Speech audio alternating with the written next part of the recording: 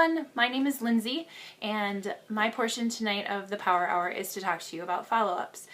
I think that follow-ups is one of the most important things that we do in our Power Hour, although all of those things that we're talking about tonight are super important. But the importance of follow-ups is just that the bottom line is everybody these days is just busy. We're all busy.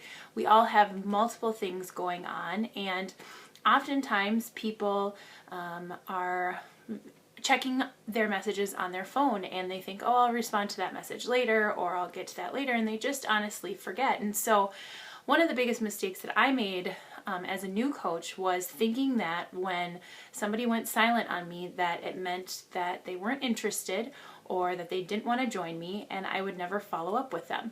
And really what I learned by kind of getting rid of that fear and starting to follow up with people was that it's not that people are trying to ignore you or they don't want to join you. It's just simply that they probably forgot.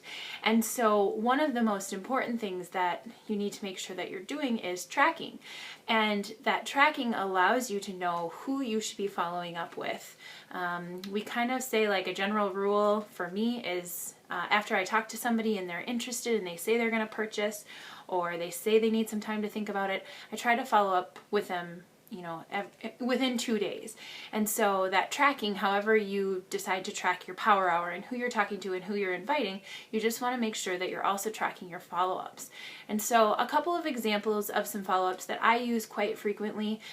My one go-to that I always usually kind of start with is after I've talked to somebody and I'm following up with them within those 2 days, I'll just say something like, hey girl, I know you were really excited and I'm so excited to work with you to help you lose those 20 pounds that you wanted to lose.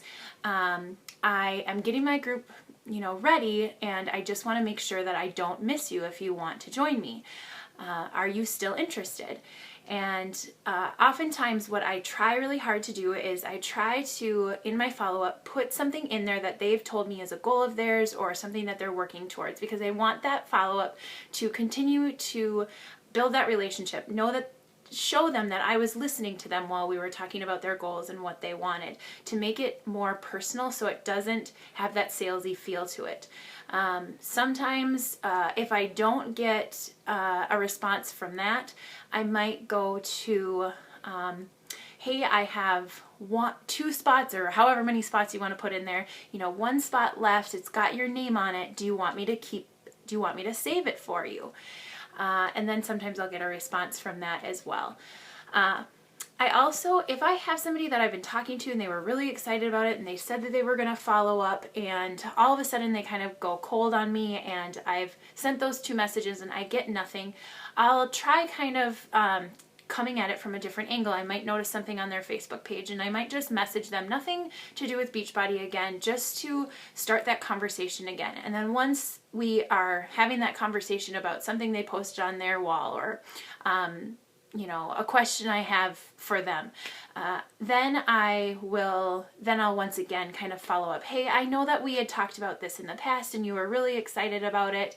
I know things are really busy. Are you still interested in joining my challenge group or coaching or whatever you're inviting them to?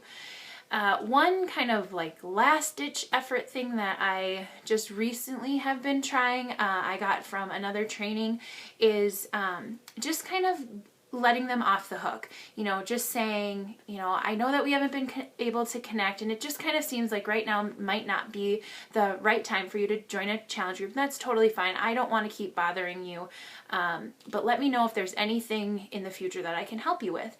And that way it's just showing them that, first of all, it kind of takes that pressure off of them, but it also shows them that you're more than just interested in a sales from them joining a challenge group. You really do honestly want to help them and help them meet their goals.